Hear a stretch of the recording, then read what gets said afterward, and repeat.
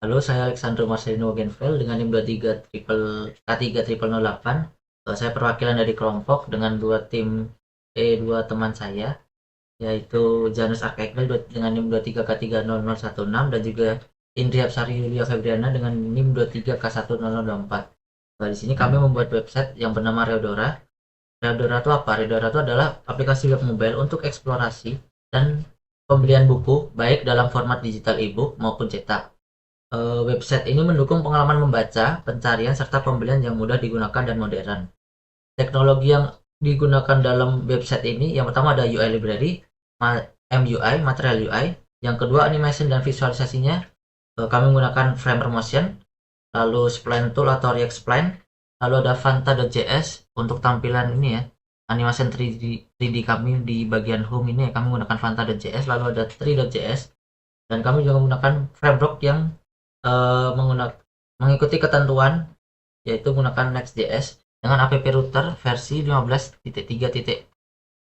Jadi di bagian sini ya, ini Next 15.3.5.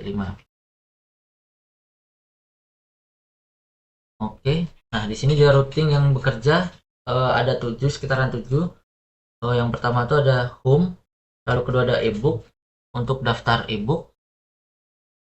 Ini ya, di sini struktur direktorinya. Yang kedua tadi ada ebook untuk daftar ebook, lalu ada ebook ID read untuk baca ebook, lalu ada market untuk daftar buku cetak, lalu ada market ID untuk detail buku cetak, lalu ada market card untuk keranjang belanja, lalu ada juga account untuk profil pengguna, dan juga ada login dan register untuk autentikasi. Nah, di sini juga kami menggunakan responsive dan komponen UI ya. Menggunakan basic CSS untuk sepenuhnya membuat website ini menjadi responsif di perangkat mobile maupun desktop ya. Kita akan coba. Ini di tampilan desktopnya sudah responsif, market, ebook, account. Lalu untuk di tampilan mobilenya juga harusnya sudah responsif dengan menu hamburger. Ini di bagian home aman, ebook aman, lalu baca ebook aman, lalu juga di filterisasi by genre juga aman. Untuk di market filterisasi by genre juga aman. Di sini belum, ini bisa ditambahkan ya karena kami melakukan login dulu. Kita logout. Nah, ketika kita belum login, maka di sini akan ada alert, yaitu Anda harus login dulu untuk bisa menambahkan keranjang. Jadi untuk menambahkan keranjang kita harus login, kita harus punya akun dulu ya. Jadi untuk responsif di sini aman, mobile aman. Untuk bagian di detail juga aman. Di sini juga sama, harus login dulu. Oke.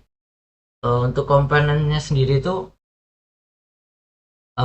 menggunakan seperti buka, terus kategori filter dan app sign untuk mendukung konsistensi tampilan dan traceable design. Nah, untuk fitur CRUD-nya sendiri CRUD, create, read, update, delete. Di sini create kita bisa menambahkan buku ke keranjang menggunakan is in cart, lalu quantity di mock API-nya nanti ya itu ya. Lalu untuk read sendiri untuk membaca data buku dari mock API. Daftar buku tadi itu semuanya terbaca dari mock API. Lalu update mengubah jumlah buku quantity dalam keranjang. Jadi kita tambahkan keranjang, lalu di situ kita tambahkan quantity-nya, maka quantity-nya akan bertambah. Kalau kita kurangi quantity-nya, maka quantity di mock API juga akan berkurang. Lalu delete untuk menghapus buku dari keranjang.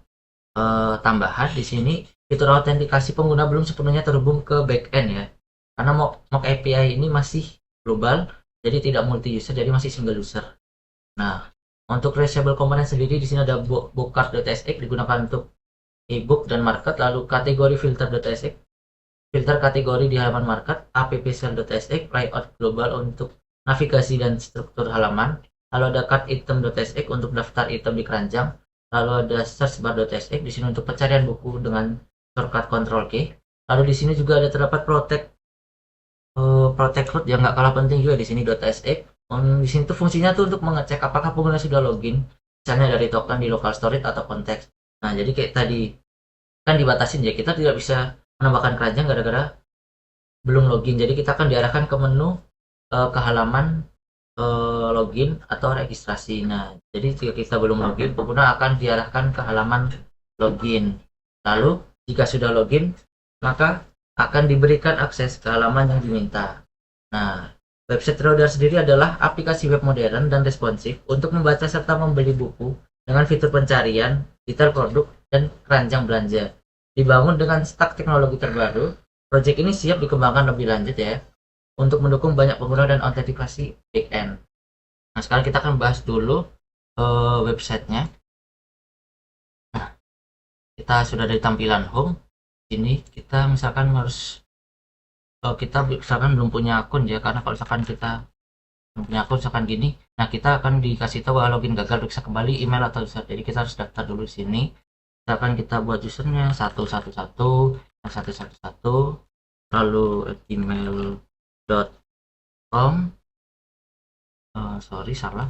Lalu di sini passwordnya 111 4 kali, lalu daftar, ubah sandi. Nah, di sini harusnya udah ini ya, di local storage-nya sudah ada ini ya, beberapa daftar yang sudah membuat register akun. Ini udah ada nih, 111, emailnya 111, passwordnya 111. Di situ balik lagi. Nah, kita akan login dengan akun yang sudah kita buat. Oke, di sini kita akan dikoneksi ke akun ya. Jadi kita tadi belum bisa menambahkan nih.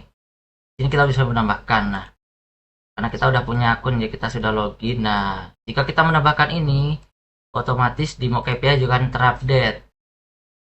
Dengan ID 1 quantity jadi tambah 1, is in card-nya jadi true karena kita menambahkan. Di sini juga di ID 2 juga quantity 1, is in card-nya true karena kita menambahkan. Begitu juga di ID 3 quantity 1, is in card-nya true. Lalu di sini juga Cosmos juga sama.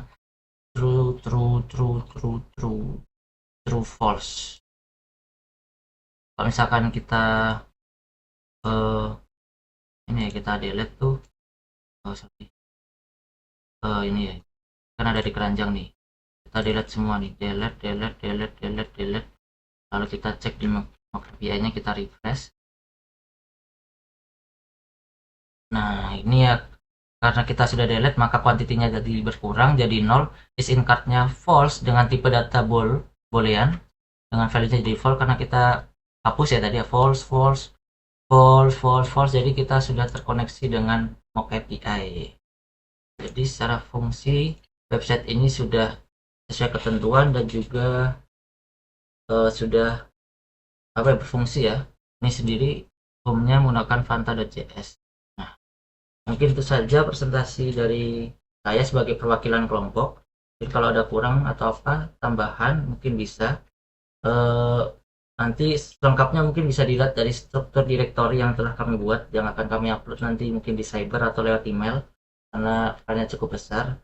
Mungkin sekian dari saya, terima kasih.